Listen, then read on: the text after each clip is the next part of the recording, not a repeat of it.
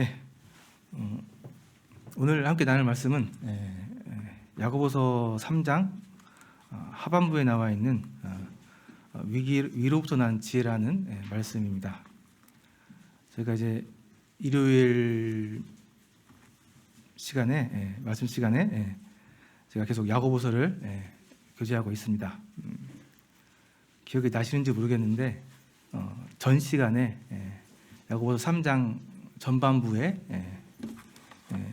우리가 혀에 대한 말에 대한 좀 교훈을 나눴습니다. 그래서 잠깐 오래돼서 좀 복습을 좀 하고 가겠습니다. 그 기억 나시는지 모르겠어요. 하도 오래돼서 우리 그 말에 대한 말 조심해야 한다는 그런 주제였는데요. 한번 잠깐 보겠습니다. 사람의 혀는 길들일 수 없다. 그런데 막강한 힘을 가지고 있다. 근데 이거는 꺼지지 않는 불이다. 모든 것을 태워버리는 꺼지지 않는 불이다. 사람의 이 말의 힘에 대해서 얘기를 하고 있고요. 정말 이 말의 힘이 얼마나 막강한지 또 얼마나 파괴력이 큰지 말씀에서 저희가 살펴봤습니다. 그리고 이 사람들이 대부분 이 말로 죄를 짓고 있다. 있고요. 이 말로 죄를 짓는 일 중에 또 이 혀로 시작돼서 사람들에게 상처를 주는 일이 많이 있다. 특별히 가족 안에서 또 교회 안에서 또 여기 여러 공동체 안에서 우리가 이 말로 서로를 상처 주고 상처받는 그런 안타까운 일들이 참 많이 있다. 그래서 말씀에는 말을 적게 하라고 얘기하고 계시고요. 또 말을 하게 될 때는 우리 입에 성령님의 그 검증을 통해서 신중하게 말할 것을 얘기하고 있습니다.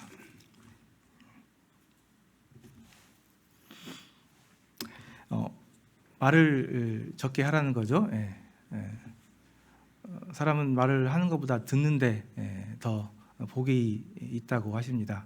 우리가 필요할 때는 말을 해야겠지만은 하나님으로부터 말씀을 듣는데 더 신경을 쓰시고 말을 듣기를 더 사모하는 그런 마음을 가지시면 좋겠습니다. 될 수 있으면 좀 불필요한 얘기들은 하지 않고 혹시라도 남에게 상처를 줄 수 있을 만한 일들은 하지 않고 하는 것이 좋을 것 같습니다. 제가 병원에 2번 입원해 봤습니다. 처음 입원한 것은 결혼하기 전에 청년 때였고요. 또 두 번째 입원했던 것은 이제 결혼하고 나서 무릎 연골뼈가 상해가지고 수술 받은 적이 한 번 있었습니다. 근데 제가 처음 병원에서 입원해서 입원 치료 받은 것은 그 항도외과였습니다. 그 혹시 아세요? 항도외과 뭐 하는 데인지? 제가 그 태어나서 처음으로 입원해서 치료를 받아봤습니다. 근데 지금이야 뭐 원래 지금 제가 보니까 그 병원에를 좀 연세가 있으셔서 가시더라고요. 근데 저는 젊었을 때 청년 시절 때 거기를 갔습니다. 참다 도저히 못 참아서 병원 갔더니 의사 선생님이 깜짝 놀라시면서 이 지경이 되도록 왜 안 왔냐고 하시면서 그날 바로 저를 입원시키고 그날 오후에 바로 제가 수술을 했습니다. 수술을 하고 2박 3일인가 제가 아마 입원했을 때던 것 같아요. 근데 제가 왜 그 병원을 안 갔겠습니까? 아파 죽겠는데. 뭐 지금이야 이제 뭐 그런데 그 당시 때는 제가 젊었을 때라 민감할 때였습니다. 제가 거기 가서 그 수술 받는다는 것 자체가 굉장히 좀 꺼려지는 일이었고 제일 가기 두려웠던 것은 내가 이 병원에 이 병으로 입원했다는 것이 알려질까 봐. 아직 결혼도 안 했는데 청각인데요. 그게 굉장히 두려웠었습니다. 그래서 제가 정말 소문 안 나기를 바랬어요. 근데 뭐 이미 입원했대 하면서 뭐가 아파가지고 입원해서 치료받았대. 그래서 이제 소문이 다 났더라고요. 물론 이제 성도님들 이제 저가 아프다니까 걱정돼서 뭐 기도해 주시고 또 이렇게 하시려고 그러셨겠죠. 근데 그 당시 저는 제 입장에서는 수술이 무서운 게 아니고 제가 이 병원에 입원했다는 것을 누군가 알게 되고 이게 소문나는 게 굉장히 두려웠습니다. 그게 사실 저에게 아픔이었죠. 그 상처의 부위보다 더 큰 아픔이었습니다. 오늘들 그 교회 안에서도 마찬가지입니다. 내 얘기가 좀 알려지는 것을 두려워하는 그런 경우들이 있습니다. 교회 여러 성도들이 같이 생활하시다 보니까요, 여러 가지 일들이 있고 또 그런 일들 중에 우리가 몰라야 되는 일들도 있습니다. 교회에서 공식적으로 이렇게 얘기된 얘기들이 아닌 것들은 아마 대부분 우리가 그냥 모르는 게 더 그 성도들을 도와주고 함께 해주는 그런 일들이 많이 있습니다. 지난주에도 얘기가 된 것 같은데요. 우리 안에서도 여러 가지 일들이 있는데 때로는 좀 궁금하고 또 뭐 그런 마음에 그런 궁금증이 있더라도 때로는 이제 이걸 내 아는 것 자체가 그 정도에게는 아픔일 수 있기 때문에 그냥 사랑으로 이렇게 덮어주고 이렇게 넘어가주는 그런 일들이 더 우리에게 필요한 지혜인 것 같습니다. 그래서 지난주에도 잠깐 얘기된 것 같은데요. 한 번만 더 여러분들에게 말을 좀 조심해서 하자, 말을 아끼자 하는 차원에서 말씀을 좀 드렸습니다. 자, 오늘은 이제 그 3장 후반부에 있는 말씀입니다. 13절에서 18절까지 말씀인데요. 한번 같이 읽겠습니다. 길지 않으니까요. 제가 한 절 읽고 성도들이 한 절 읽고 해서 교독으로 한번 읽도록 하겠습니다.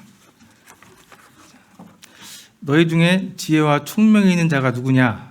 그는 선행으로 말미암아 그 지혜의 온유함으로 그 행함을 보일지니라.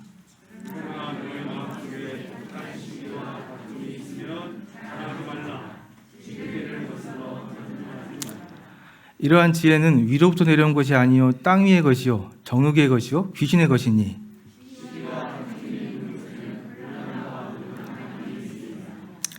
오직 위로부터 난 지혜는 첫째 성결하고 마음이 화평하고 관용하고 양순하며 긍휼과 선한 열매가 가득하고 편견과 거짓이 없나니.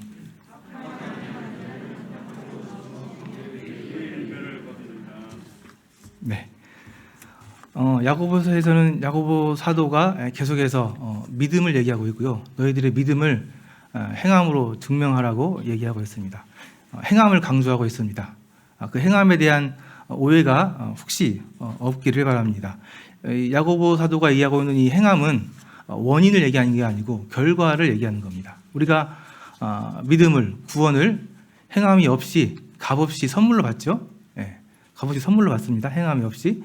그러나 우리 마음에 이제 우리에게 믿음이 생겼다 한다면은 우리 믿음이 있는 우리에게서는 당연히 행함이 있다고 얘기를 하고 있고요. 그래서 그 믿음의 결과로, 구원의 결과로 행함이 있는 것을 우리에게 보여라 하면서 행함을 강조하고 있습니다. 그래서 이 야고보서에 나오고 있는 이 행함에 대해서 오해가 혹시 없으시기를 바라고요.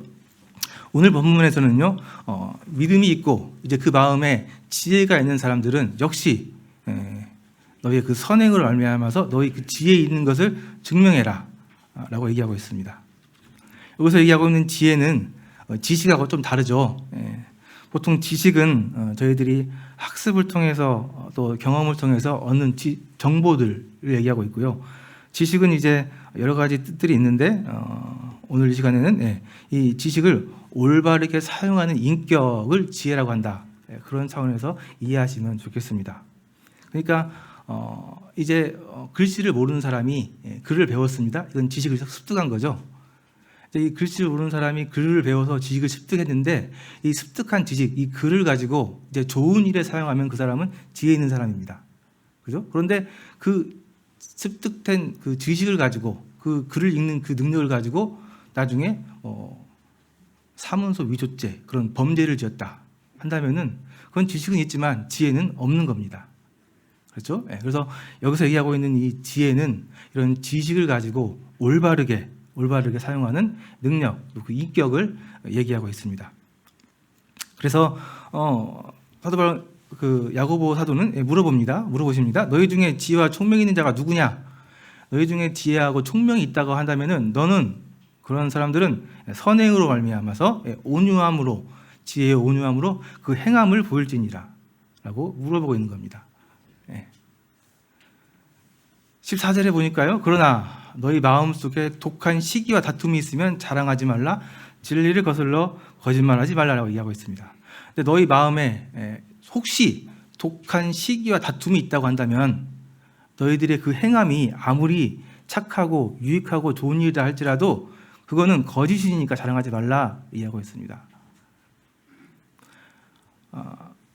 너희들이 그런 여러 가지 행함들을 하고 있는데 또 그 행함들이 얼마나 좋은 일을 하는지는 모르겠지만 그 행함을 하는 너희들 그 마음속에 이 독한 시기와 다툼이 있다고 한다면은 그것은 거짓이다. 자랑하지 말아라. 그런 이야기입니다. 15절에 보니까요.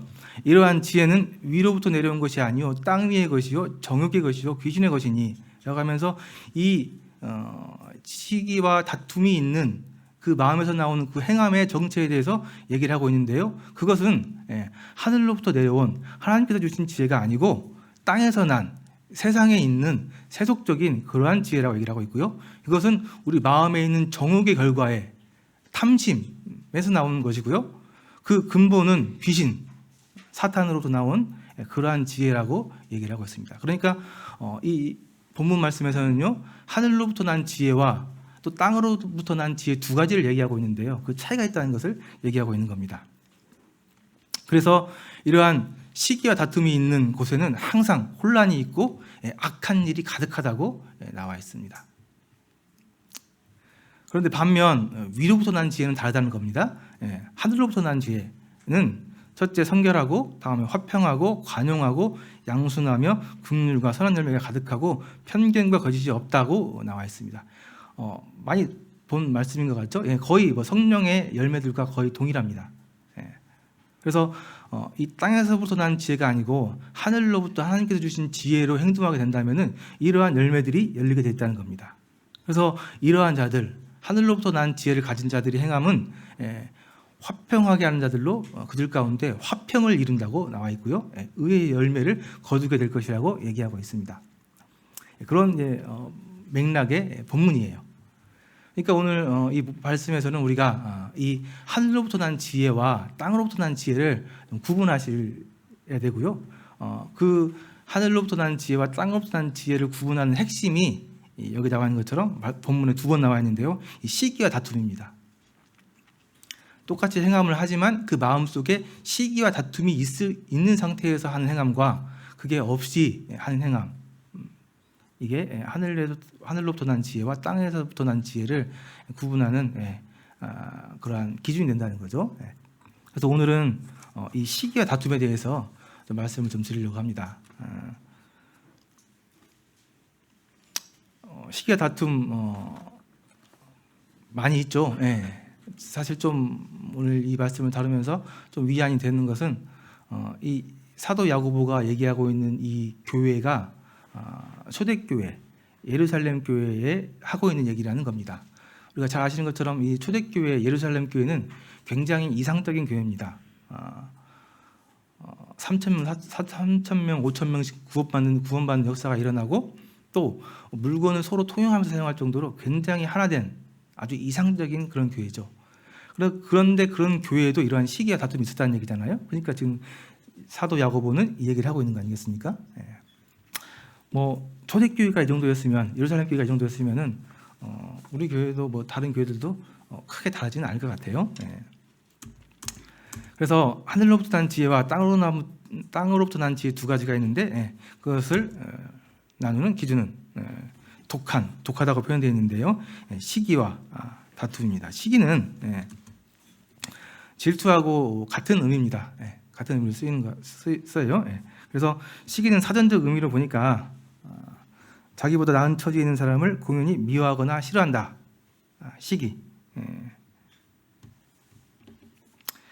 시기로부터 자유로운 사람은 없다. 얘기를 하고요. 우리가 잘 아는 것처럼 너무 많이 알고 계시고 또 흔하지만 사촌이 땅을 사면 배가 아프다. 그죠? 남의 행복이 나의 불행이고 남의 불행이 내 행복이다. 이런 이제 우리 인간 마음 속에 깊이 박혀 있는 이런 시기하고 질투하는 이런 본성에 대해서 오늘 얘기하고 있는 겁니다. 그래서 사실 이게 너무 흔합니다. 세상에서도. 세상 자체가 무한 경쟁, 또 상대를 넘어뜨리고 내가 올라가야 되는 이러한 참 살벌한 그러한 경쟁의 시대에 살고 있기 때문에 이런 시기하고 질투하는 일들이 너무 흔하고요. 또 너무 대수롭지 않게 여기는 그러한 일들이 있습니다. 이러한 시기하고 질투하는 일들이 사회에만 있고 교회에는 없겠습니까? 아니죠. 당장 어제 결혼식이 있었습니다. 결혼식에 참석해서 이제 결혼식을 잘 봤는데요. 잘 아시는 것처럼 교회 결혼식에 축가를 했습니다. 축가를 세 팀이 했는데 광주 동북교회에서 축가를 먼저 하고요. 그 다음에 우리 기린교회 성도들이 축가를 하고 나중에 뭐 신랑이 축가를 했습니다. 근데 광주 동북교회가 먼저 축가를 했는데요. 들으면서 잘하네 하는 마음이 들었습니다. 근데 이제 그 다음에 무슨 생각이 들었을 것 같아요? 잘하는데 이거 이러면 안 되는데 그죠? 진짜 저만 그런지 모르겠는데 그래요. 이게 참 그 아름다운 그런 찬양을 들으면서도 왜 그런 마음이 생기는지 모르겠어요. 왜 그렇게 비교를 하고 또 비교해서 나보다 나으면은 좀 살짝 시기가 나고 싫고 좀 그렇잖아요. 이게 참 교회 안에서 똑같더라고요. 우리 교회 안에 이런 일들이 우리 삶 가운데 모임 생활 가운데 얼마나 많이 있겠습니까? 시기는 다시 한번 명확하게 얘기를 하면요, 죄입니다. 죄. 시기하는 건 죄예요. 그러니까 시기는 회개해야 될 일입니다. 우리 마음에 시기가 있다고 한다면은 이것을 가볍게 생각하시면 안 돼요. 이 시기가 커지면 다툼이 되고요. 이 다툼이 커지고 빈번해지면 창세기에 나와 있는 것처럼 살인도 일어납니다. 인류 최초의 살인. 그것도 근친 살인. 이 보통 일이 아니죠. 그 원인이 시기였습니다. 그래서 이 시기는 우리가 가볍게 생각할 일이 아닙니다.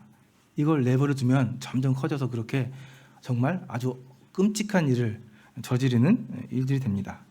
오늘 말씀에서도 이 시기에 대해서 땅 위의 것이라고 얘기하고 있습니다. 하나님으로부터 온 게 아니에요. 땅 위에 있는 이 세속적인 세상으로부터 나온 것이고요. 그 근본은 우리 마음에 있는 정욕, 탐욕으로부터 나왔다고 얘기를 하고 있습니다. 그리고 결국 그 시기하는 마음은 사단, 시기함으로 하나님을 배반했던 사단으로부터 나온 근원이라고 얘기를 하고 있습니다. 잠언 말씀에 보니까 시기는 뼈를 썩게 한다고 나와 있습니다. 14장 30절에 나와 있는 말씀인데요. 이 시기가 내버려 두면은 뼈를 썩게 하는데요. 뼈를. 얼마나 이게 아프겠습니까? 끔찍하고요. 우리는 이러한 참 안타까운 이 시기하는 모습을 자주 보게 되고요. 또 자주 하는 것 같습니다. 우리 아이들도 시기를 많이 하죠. 아이들도 보면은 막 자기들끼리 막 시기하고 질투하고 싸우고 그러잖아요. 근데 이제 애기들은 뭐 귀엽기라도 하죠. 애기들은 뭐 그러면 아유 이제 뭐 어리니까. 근데 시기하는 모습들 그 TV에서 많이 보시죠. 특히 이제 정치판 그 막 청문회하거나 이런 거 보면은 많이 보시죠. 보면 얼마나 솔직히 좀 보기 안 좋습니까? 왜 이렇게 나이 먹고 저러고 있는지 모르겠다는 생각이 들고 그죠? 근데 이런 것들이 우리 교회 안에서 이랬다고 생각을 해보십시오. 어른들이 다 큰 어른들이 이렇게 시기하고 질투하는 일들이 있다고 생각을 해보십시오. 그것을 우리를 바라보는 우리들은 얼마나 불편하고 또 부끄럽겠습니까? 그죠? 그래서 참 교회 안에서 혹시라도 이런 시기하고 질투하는 마음들이 있다고 한다면은 정말 부끄럽고 안타까운 일입니다. 그래서 혹시 이런 것들이 있다고 한다면 정말 하나님 앞에 회개해야 될 것 같습니다. 이 시기하고 질투하는 이러한 이야기들을 성경에서 실제 나온 사건들을 통해서 한번 살펴보고요.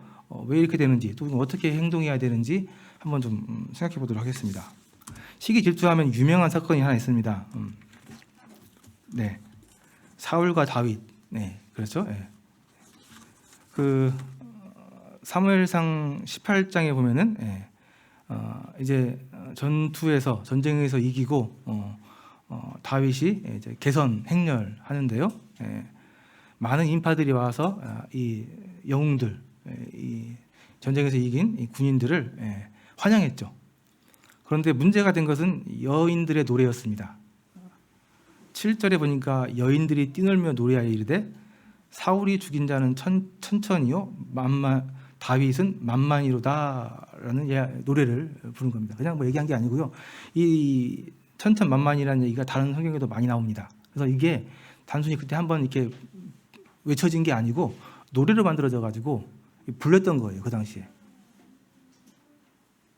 지금 생각해 보면 왜 그랬을까 싶기도 해요. 꼭 이렇게까지 했어야 되나 싶기도 하죠.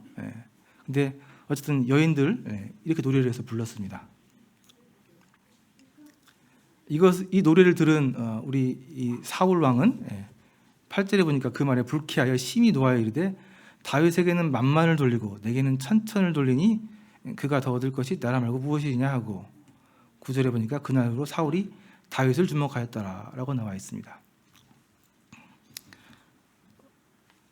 사울이 죽인 자는 3천인데 다윗이 죽인 자는 만만이다. 10배죠. 그것을 노래로 만들어서 불렀다는 겁니다. 물론 이제 이것을 이제 잘 시기를 이렇게 잘 다스리고 회개했다면은 참 좋은 결과가 있을 수 있었겠지만은 우리가 잘 아시는 것처럼 그러지 못했습니다. 사울 왕은 그러지 못하고 결국 이 다윗을 그렇게 시기하고 질투하고 결국 죽이려고 평생을 사울 이 왕으로서의 일은 내버려두고 이 다윗 쫓아다니면서 결국 비참하게 자신의 아들인 요나단과 함께 전쟁에서 죽게 되는 그러한 결말을 맞이하게 됩니다. 왜 이 사울인 그렇게 비참한 결과를 맞이하게 됐을까요? 첫 번째는 사울은 사람을 쳐다보고 비교했다고 얘기하고 있습니다. 아까 보셨죠? 9절에 그날로 사울이 다윗을 주목했다고 나와 있습니다. 그 노래를 들은 이후로 마음에 시기가 생긴 이후에 이 사울은 다윗을 주목해서 왔다고 나와 있습니다. 우리 마음 가운데 시기가 생길 때, 질투하는 마음이 생겼을 때 사람을 쳐다보면은 당연히 비교하게 돼 있고요. 그러면은 그를 시기하는 마음이 생긴다는 겁니다. 사울이 누굴 쳐다봐야 됐을까요? 그죠? 이 사울은 사람을 쳐다보면서 결국 비교하게 되고, 그러면서 그 마음이 시기하는 마음이 커지고 결국 다윗을 죽이려고 했고요. 그 근본 마음에는 사람들에게 인정받으려고 하는 그런 마음이 있었습니다. 다윗이 만만이 아니고 내가 만만이고 사울이 만만이고 다윗은 천천히 돼야 돼. 이러한 말들을 사람들로부터 듣고 싶었던 거죠. 사람들을 쳐다보면서. 그런데 우리는 사람을 바라보면 되지 않죠. 우리가 바라봐야 할 대상은 하나님이죠. 그렇죠? 하나님입니다. 그죠? 우리는 사람의 인정을 받기보다는 하나님의 인정받기를 더 소원해야 됩니다. 그죠? 사람이 내 모습을 비추는 거울이 되면 안 되고 우리의 모습을 비추는 거울은 오직 하나님만이어야 되고요. 우리는 그 하나님 앞에서만 우리 삶을 돌아봐야 됩니다. 그렇죠? 우리는 사람을 찾아보게 될 때 비교하게 되고 실수하게 됩니다. 성도님들, 사람을 쳐다보지 말고 하나님을 쳐다보시고 하나님 앞에서 우리 삶을 비춰보고 하나님 앞에 더 나아가고 하나님으로부터 인정받기를 소원하는 그런 마음을 가지시기를 바라겠습니다. 한 가지 더 보겠습니다. 우리 예수님을 십자가에 죽인 이 사두개인들과 대제사장 또 바리새인들, 이 종교자들과 예수님. 요한복음 11장에 보니까요. 그중에 어떤 자는 바리새인들에게 가서 예수께서 하신 일을 알리니라. 이 예수께서 이 당시 하신 일이 나사로를 살린 일이었습니다.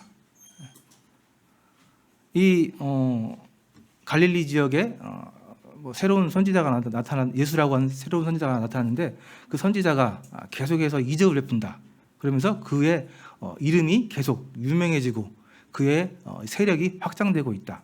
근데 그 선지자라는 자가 결국은 죽은 사람까지 살리더라. 이 얘기를 어떤 사람이 바리새인들에게 전했다는 겁니다. 이에 대해서 이제 위기감을 느낀 이 종교 지도자들은 대제사장들과 바리새인들이 공회에 모여서 이르되 이 사람이 많은 표적을 행하니 우리가 이제 어떻게 해야 되겠느냐, 위기의식을 느낀 거죠. 이 예수라는 사람이 계속해서 지금 확장해서 자기들의 기득권을, 자기들의 자리를 위협하는 존재로 커져가고 있기 때문에 어떻게 하겠느냐 하면서 회의를 했는데 결국 그들은 이날부터 그들이 예수를 죽이기로 모의하니라. 결국 그들은 예수님을 죽이기로 결정합니다. 위협을 제거하기로. 그들의 마음속에는 탐욕이 있습니다. 탐욕이. 자기들이 가지고 있는 그 기득권, 권리, 위치, 자리를 빼앗기기 싫어하는, 유지하려고 하는 그러한 탐욕이 있습니다. 사람에게는 다 이러한 탐욕들이 있습니다. 하나님께서 주신 것은 우리에게 하나님께서 우리 주신 분량이 있는데 그 분량에 만족하지 못하고 더 많은 것을, 남의 것을 탐하게 되다 보면은 우리 마음 가운데 이런 탐욕의 마음이 커져서 우리도 실수하게 되는 거죠. 달란트 비유 보시면은 10달란트, 5달란트, 2달란트, 1달란트 주는데요. 나중에 그 달란트 비유에서 하나님께서 바라시는 것은 너희가 이 달란트로 얼마를 남겼느냐, 그것을 물어본 게 아니고요. 너희는 그 달란트로 무엇을 했느냐, 그걸 물어보시는 거거든요. 그래서 자기가 가진 것에 만족하고 그 만족한 것으로 내가 무엇을 할 수 있느냐, 무엇을 하느냐, 그게 중요한 거지 얼마나 더 남겨서 그 양을 일리는 것은 하나님께서 바라시는 게 아닙니다. 사울도 마찬가지죠. 다윗이 자기 왕위를 뺏을까 봐 결국 다윗을 죽이려고 했습니다. 자기 왕위를 지키기 위해서, 위협받기 때문에. 근데 사울의 아들인 요나단은 달랐습니다. 그죠? 사실 가장 위협을 받는 사람은 요나단이었습니다. 사울 이후에 다음 왕은 요나단이죠. 그래서 요나단의 왕위를 위협하는 것은 사실 다윗이었고요. 그래서 사실은 다 요나단이 더 위협을 느꼈을 겁니다. 그런데 요나단은 그렇지 않았죠. 이 요나단은 다윗을 인정했습니다. 여러 가지 사건들을 보면서 하나님께서 이 다윗을 세우셨구나, 하나님께서 다윗을 인정했구나, 그것을 받아들이고 오히려 이 다윗을 사랑했습니다. 축복한 거죠. 이 사두개인들, 이 바리새인들 자기 자리 때문에 예수님을 십자가에 못 박혀 죽였는데 잘 아시는 것처럼 우리 침례 요한은 그러지 않았습니다. 침례 요한이 말씀을 선포하면서 많은 무리들이 침례 요한을 따랐고, 그런데 나중에 이제 후발주자로 예수님께서 사역하시기 시작하시면서 많은 군중들이 침례 요한을 떠나서 예수님에게로 갔습니다.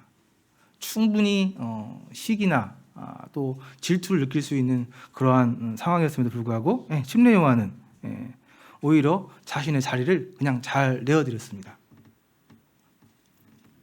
예수님의 그 사역을 준비해주고 그 자리에서 그냥 내려왔습니다. 조용히. 그러면서 그가 한 말은 예수님은 흥하여야 하고 나는 쇠하여야 하겠다 라고 하면서 자신을 낮추고 예수님을 높였습니다.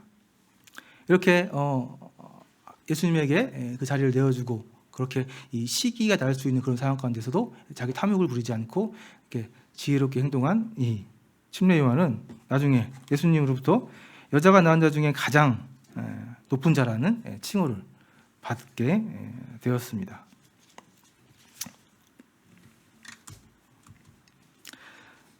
성도님들, 우리 마음 가운데 혹시 시기하는 마음, 질투하는 마음이 생긴다면은 하나님을 바라보시고 하나님으로부터 인정받기를 소원하고 또 하나님께서 내게 주신 것에 만족하시기를 바랍니다. 그리고 그것에 대해서 감사할 수 있는 마음을 가지시기를 바랍니다. 내 마음 가운데 어떤 지체가 질투가 나고 시기가 되고 미워지는 마음이 생길 때 바로 하나님 앞에 나아가서 솔직하게 예 마음을 고백하고 하나님께 자백하시기를 바랍니다. 그리고 오히려 억지로라도 그를 축복하시기를 바랍니다.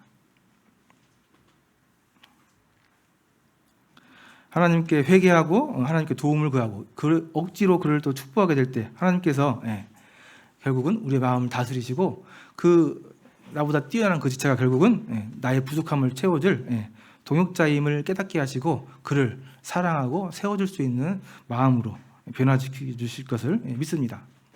사울이 다윗을 질투하지 않고 요나단처럼 축복하고 사랑했다고 한다면은, 그래서 그 다윗을 자신의 군대 장관으로 잘 세우고 그를 위해서 지원해주고 그를 사랑했다고 한다면은 이 사울이 얼마나 위대한 왕이 될 수 있었겠습니까?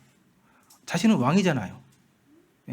이 뛰어난 동역자를 얻을 수 있었음에도 불구하고 이 시기하고 질투하는 마음 때문에 결국 그 삶이 그렇게 아주 망해버리는 비참한 결과를 맞이하는 그런 일들이 일어나게 되었습니다. 우리가 하는 많은 사역들 중에 때로 우리보다 더 일을 잘하고 더 은사가 뚜렷하고 또 많은 이러한 결과들이 보이는 지체들이 있을 수 있습니다. 그런 일들이 있을 때 우리가 이제 그런 지체들을 어떻게 바라봐야 될 것인가? 우리 본성은 이들을 좀 미워하고 질투하는 마음이 생길 수 있지만은 우리에게는 새로운 본성이 있지 않습니까? 새로운 생명이 있기 때문에 그 땅에부터 온 그 본성에 집중하지 말고 이 새로운 본성을 가지고 하나님 앞에서 엎드리고 하나님 앞에 간구하게 될 때, 하나님으로부터 도움을 구하게 될 때 우리가 이 시기와 질투를 버릴 수 있게 됩니다. 이 시기와 질투는 바로바로 버려야 됩니다.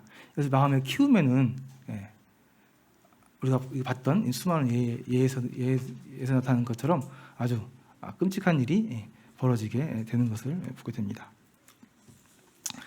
그래서 우리는 우리 마음 가운데 이 시기와 질투를 버리게 될 때 하늘로부터 난 지혜를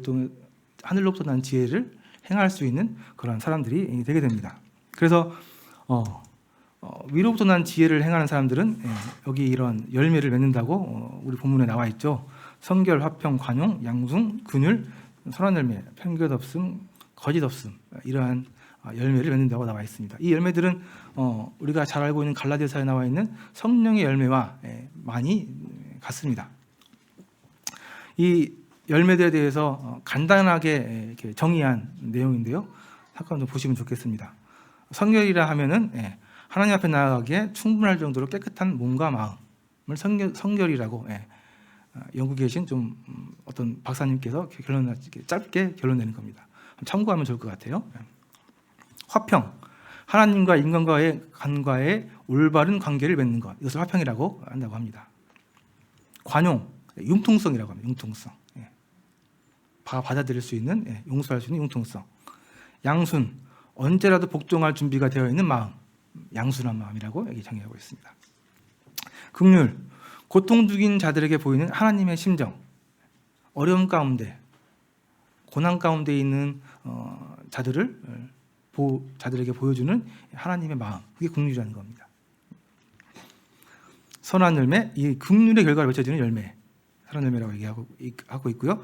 편견 없음은 동요하지 않는 올곧은 마음, 편견, 잘못된 정보들로 판단하지 않고요, 동요하지 않고 올곧은 하나님의 말씀으로 보는 마음. 다음 거짓 없음, 투명한 마음을 거짓 없음이라고 이렇게 정의하고 있습니다.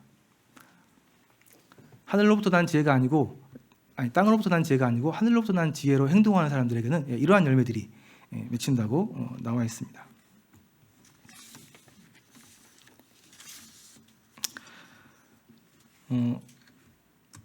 말씀을 좀 마무리 짓겠습니다.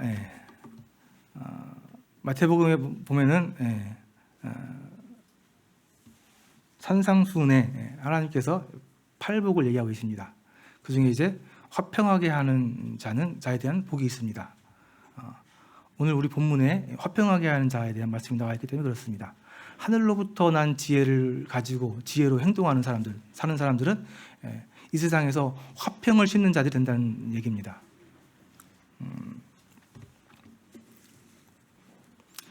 5장 9절에 보니까 화평하게 하는 자는 복이 있나니 그들이 하나님의 아들이라 일컬음을 받을 것이다. 화평을 이루는 사람들은 하나님께서 그들이 또 세상 사람들이 그들을 하나님의 아들이라고 일컬은다고 부른다고 얘기하고 있습니다.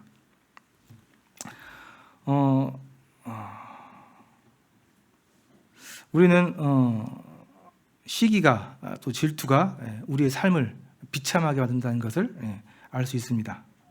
우리를 정말 추하게도 만들기도 하고요, 부끄럽게도 만들기도 합니다. 우리가 이런 시기로부터 자유로워질 때 우리는 주님께서 주시는 풍성한 삶을 누릴 수 있게 됩니다. 우리는 시기와 질투를 간과해서는 안 됩니다. 시기와 질투를 경계해야 됩니다. 우리 마음 가운데 시기와 또 질투의 이런 마음이 생긴다고 한다면요, 우리는 사람을 바라보지 말고 하나님을 바라봐야 됩니다. 사람을 바라보고 그와 경쟁하시겠습니까? 아니면은 하나님을 바라보시고 하나님과 화평하시겠습니까? 우리는 선택해야 됩니다. 우리 가운데 이 시기, 질투하는 마음이 생기게 될 때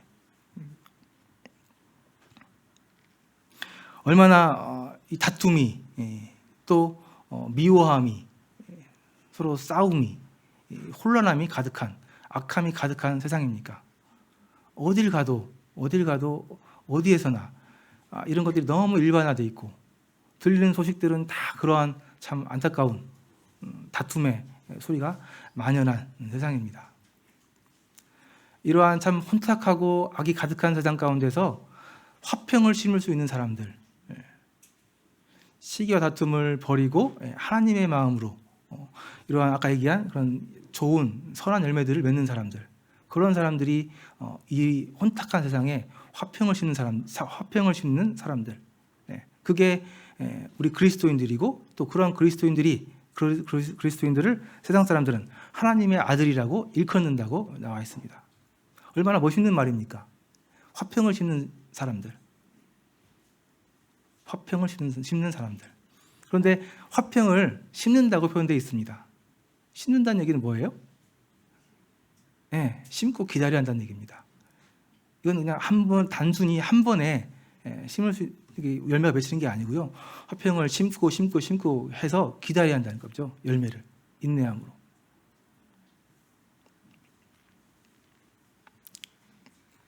그래서 우리 이 그리스도인들, 특히 우리 기독교 성도님들은 화평을 심고 인내로 기다려서 화평의 열매를 맺는 그러한 성도들이 되시기를 소원합니다. 마지막으로 한 번만 더 정리하겠습니다. 우리 마음 가운데 어떤 지체가 미워지거나 어떤 지체가 질투가 나고 시기하는 마음이 생긴다면은 우리는 하나님 앞에 나아가서 하나님을 바라보시기를 바랍니다. 하나님 앞에 그 마음이 생긴 걸로 인해서, 마음이 있는 거에 있어서 회개하시고 이 마음을 이길 수 있도록, 버릴 수 있도록 하나님 앞에 도움을 구하시기를 바랍니다. 내가 가지고 없는 것보다, 남이 가진 것보다 내게 주신 하나님의 그 은혜를, 또 그 축복을 바라보시고 내게 주시는 그 하나님의 은혜가 내가 감당하기에도 벅찰 정도로 큰 은혜인 것을 바라보시기를 바랍니다. 우리가 감히 하나님의 은혜를 얼마나 알 수 있겠습니까? 아무리 다른 사람을 쳐다보니까 그게 커 보이지만은 하나님께서 우리에게 주신 것은 얼마나 큰 은혜입니까? 생각해 보면은 알 수 있잖아요. 그렇죠? 그래서 하나님 앞에서 우리에게 주신 하나님의 그 큰 은혜를 바라보시고 그 큰 은혜를 인해서 감사하는 마음을 가지셔야 됩니다. 그래야지 우리 마음 가운데 탐욕이 생기지 않습니다. 이렇게 하나님 앞에 나아가게 될 때 나보다 더 일을 잘하고 훌륭한 그 지체를 동역자로 또 사랑하는 자로 또 그를 축복해 줄 수 있는 그러한 사람이 될 수 있습니다. 이것은 우리의 본성이 아니기 때문에 쉽지 않겠죠. 상상도 되지 않죠. 그러나 하나님 앞에 구하게 되면 우리 가운데 있는 새로운 생명이 역사하게 되면 우리에게 가능한 일입니다. 마음에 성령이 있는 사람들이 할 수 있는 일이에요. 그래서 우리 주변에 하나님께서 세운 동역자들, 잘하고 있는 우리 이 지체들을 참 사랑으로 축복해 주시는 그러한 성도님들이 되시기를 바랍니다. 그래서 참 이 세상에서 또 이 교회에서 다툼이 아닌 화평을 이루어내는 참 하나님의 자녀들로 우리가 살 수 있기를 이제 소원합니다. 네, 그러면 이상으로 말씀을 마치도록 하겠습니다. 감사합니다.